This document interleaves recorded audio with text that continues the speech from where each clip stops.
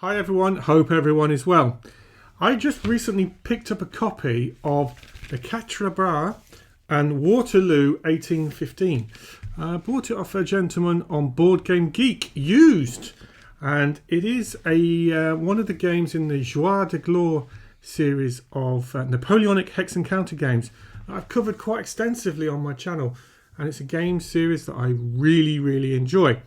I thought I'd do a quick video just to show what I've got in the game, what you get in the game. We'll have a look at the maps and some of the counters before I start playing. I've been trying to get a copy of this for some time now.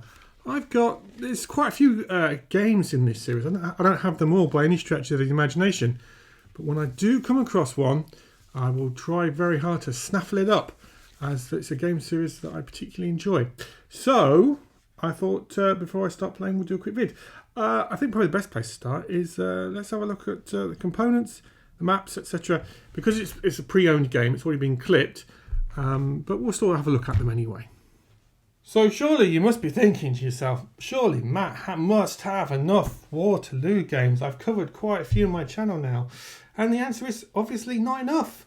So I feel compelled to buy as many Waterloo games as I possibly can, and to buy as many games on this particular game series as I possibly can as well.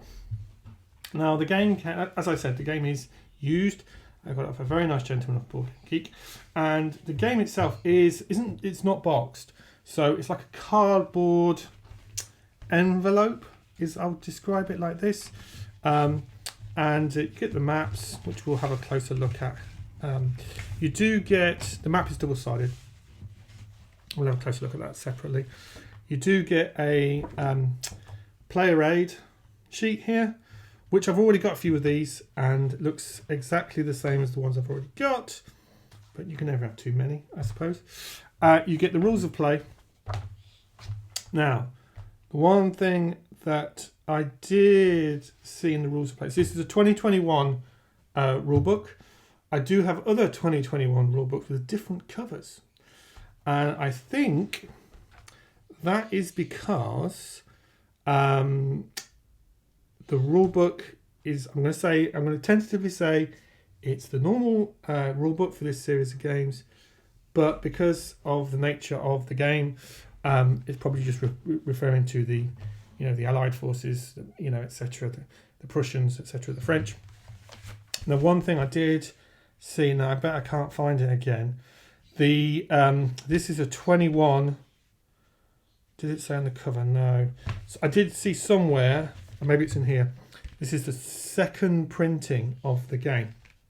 Now, if you're not familiar with this game series of Napoleonic games, everything is in French and English. So the back of the carton, let's call it that, we get a description in English and in French. The rulebooks are the same. I'll show that in a second. You get two maps, which we'll have a look at. 432 die-cut units and markers. The previous owner has taken me the pleasure of clipping the counters already. And we get our rules booklet, our scenario booklet, our player aid card. The playing time is 2 to 10 hours, depending on the scenario. You would expect the full Waterloo battle to be more than 10 hours. You'd probably expect Quatre Bras to be a lot shorter. By the publisher, they rate the complexity of 8 out of 10. So that's an interesting point. I'm not sure I would rate it quite as high as that, but only by 1 or 2 points. For me, Jours De Gloire series, and I do apologise for my terrible pronunciation, can't even pronounce that word correctly. I would describe this series of games as definitely medium complexity for me. And sometimes I feel that it's maybe on the slightly higher side of medium level of complexity. So rules of play. So this is an example where the actual rules themselves are not very long in a way, in terms of page count, but it's quite a lot of text on the pages. So it's full colour, and as you can see here, there are some examples within the rulebook, not a huge amount. It is, however, quite an easy rulebook to read. And secondly, this game series has been out a long time. And, you know, the original game was designed by Richard Berg, bless him. And then Frédéric Bay has, I hope I'm pronouncing his name correctly, has expanded that initial game design with this series of games, of which there are a lot. I'm not sure top of my head how many there are. I'm going to say, I don't know, there must be 30 battles, something like that, with numerous packages, products that you can buy, covering a variety of battles, sometimes just one, sometimes several. The rules I have always found very straightforward to read. Sometimes what's happened for me, like a lot of wargamers, I'll play a game in the series. It might be 6 months before I play another game in the series. So I always have to go back and reread the rules. And playing a lot of Napoleonic games, sometimes maybe being a little bit guilty of thinking the game has this rule when in fact another game has it, and just assuming that that particular rule is in this game when it's not, it's in another Napoleonic game. I'm sure we've all done that, done it plenty of times. So I have to go through and read the rule book every time I play, or, you know, certainly, yeah, I would say, if I said, oh, I'll just skim it, that's not true, I read it. So in terms of pages of rules, 12 pages, which for some people might go, that sounds like a low complexity game. 12 pages.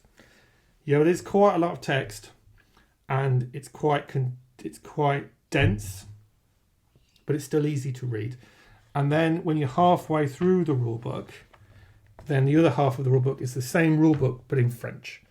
So and it's printed on the reverse. So if you're a French reader, there's your French version of the rule book, and it's the same rules, same number of page count, same layout, etc. And if you're an English reader like me, then I'll read the English version, and it's 12. You know, I mean, it's not even 12 pages to be fair; it's more like 11, right? So, yes, that's the rule book. Like I said, I do have the same. I don't have it to hand, but there's another rule book. I do have another 2021 rule book. This series, which is a different cover. I'm not entirely sure what the differences are. I might have a look. Then we've got our scenario book. I'm just going to move these out of the way. And let's move the counters out of the way for a second as well. Then we've got our scenario book.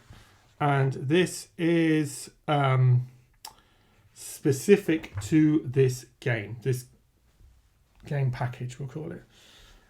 Here we are, the Quatre Bras and Waterloo, 1815, the Empire's final blows scenarios. And this uses standard scenario layout to this game series. One of the things I like about this game series is you'll get your historical scenario, and then you'll get, you know, what ifs basically for a number of the scenarios. We also get an excellent bibliography, and if there's a weakness that I have that is not war games, it's history books. And the worst, well, in my opinion, the best place you could take me is a bookshop that has a good history section. And there looks like to be some good bibliographies in there, that some of which I don't have, some of which are probably in French, unfortunately for me. Oh dear. Maybe some English versions of them. But yes, as I mentioned earlier, this is the second edition, 2021. That's where I'd seen it. I knew that was the case. So then we're into our scenarios. We've got some nice detail on designer notes. We've got a description of the French forces, the order of battle, each formation, some nice detail there. Specific rules to the scenarios in this package.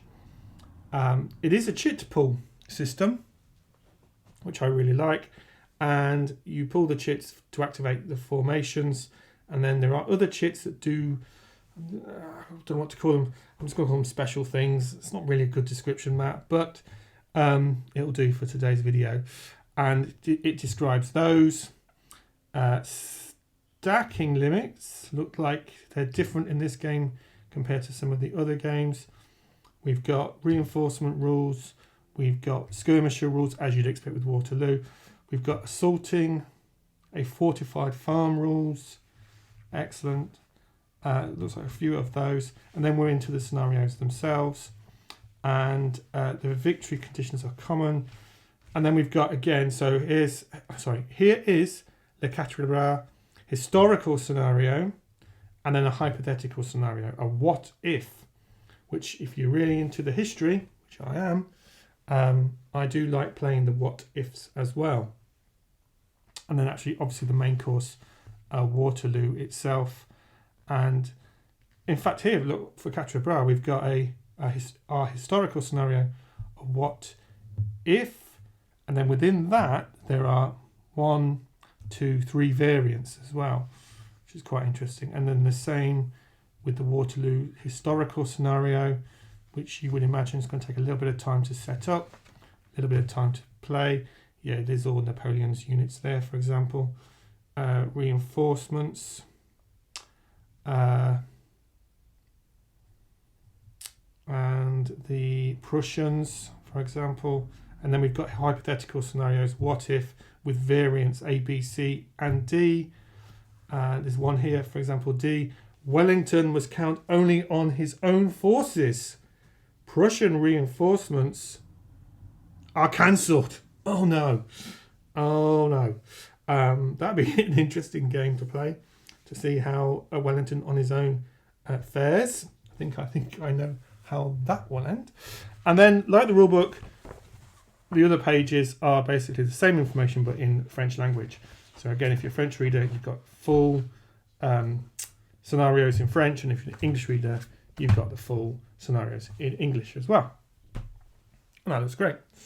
The counters, so as I mentioned, counters came clipped because it's a used copy, and the gentleman in question I bought the game from has been kind enough to give me counter trays, which is absolutely fantastic. So thank you for doing that. The counters actually have been clipped incredibly neatly, but you can even see even here, it's a bright, sunny, beautiful day here in Lincolnshire, so the sunlight's sort of bleaching out some of the colours, but I can clearly see the difference between the units with their colours in terms of their nationality, and you, without checking, one would expect French, English, Prussian here, and they look great.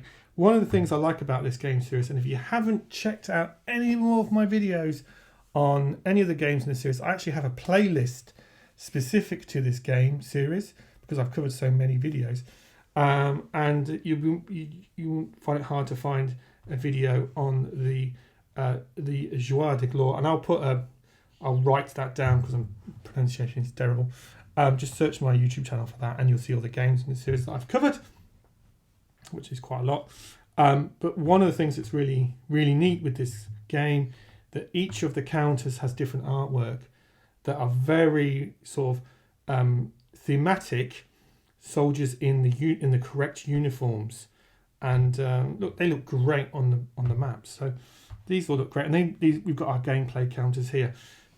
Effectively, the game is a chit pull system. For each of the different formations, you put 1 or 2 chits in a cup. You pull those blind, and then you can activate those formations. However, you also have order counters, and you can only give so many units orders, not all of them. So some of them will do what you want, and some of them won't, or you have to roll to determine if they can, and if they can't, they do less. Let's put it in easy to understand layman terms like that. It's obviously a lot more nuanced than that, but do please check out some of the other videos I've done. If you are familiar with this game, you'll know all this, and you go, why are you blathering on about that? We've got our square formations there for putting our infantry into squares. Generally speaking, with this game, one of the things I like about it is not a huge amount of gameplay counters on the map other than the units, and I like that a lot. So, before I finish, let's have a quick look at the maps. So it's a double-sided map, and you can sort of see some sense of the size of the map.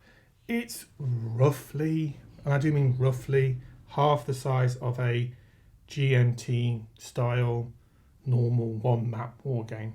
So if you've played, I don't know, Combat Commander or Men of Iron, something like that, you'll be used to this sort of more of these size maps. If you've played Any of the other games from this French publisher, they all are, broadly speaking, this size maps. They're magazine games, which are also very good and totally under recognised, I would say, in the wargaming community. They're on maps that are half this. They're like that sort of size. It is a beautiful sunny day here, which is fantastic. But it means that some of the colours are a little bit washed out. Certainly in person, the colours are very rich. One of the things I love about this game series is the consistency of the art of the maps, the readability of the maps, which is excellent, and just the overall aesthetic. As an artist myself, I really do appreciate the aesthetic work and effort that's been put, and the thought that's been put into the games. And it's one of the things I love. I mean, I absolutely adore this game series. And one of the things I love is when I've got all the counters out and the battle's taking place, and we've got cavalry units charging into square formations and artillery cannons, all the counters all over. It looks absolutely fantastic. So this is Le Quatre Bras 1815. And on the other side, trying to do this as careful as I can on camera. The other side, we have got obviously Waterloo 1815 as well. There's Hougoumont. And you can recognise all the different locations here, for example. And looks absolutely fantastic. What I like, to be honest with you, I will, if I don't have the game in my collection, and if I see it for sale, I'm going to buy it. But one of the things I'm really, really looking forward to is about this game is I can play a game of Waterloo on a relatively small map with a number of counters that is a game level of complexity which is medium, maybe a bit medium plus, in a couple of evenings, probably over the course of a few evenings, and I don't need a huge amount of space. I can really focus in on what matters, and it's going to look fantastic. And there'll be multiple times I'll just sit there and look at the map, all the counters, go, wow, this looks amazing. And I love the Napoleonic period, as a lot of you know, and I'm really, really excited to in particular the Waterloo, Quatre Bras as well, of course. And I've played quite a few Napoleonic games of Quatre Bras, which coincidentally did make me wonder when I bought this and I was waiting for it to arrive. I did consider in a crazy moment of picking up the Quatre Bras La Bataille system game, because this has got me all enthusiastic about playing Quatre Bras. And I know there's a new Quatre Bras game coming from Sound of Drum Games as well, which has also got me very excited about playing through that battle with some different game systems. Anyway, back to the point. The map looks fantastic. I will play under Plexi. I like Plexi. I like hard mounted maps, of course, but I do like paper maps under Plexi. And I think it's probably going to be the next game that I'd put on the table. But I will probably start with Quatre Bras, and I'll play through the Quatre Bras scenario and then play some of the variants as well. So I'm really excited about getting this to the table. I do love this game series. The maps look great. There looks to be some interesting historical chrome with the scenarios in terms of some specific rules. I am very familiar with this game series, which helps, but I will go through and read the rulebook.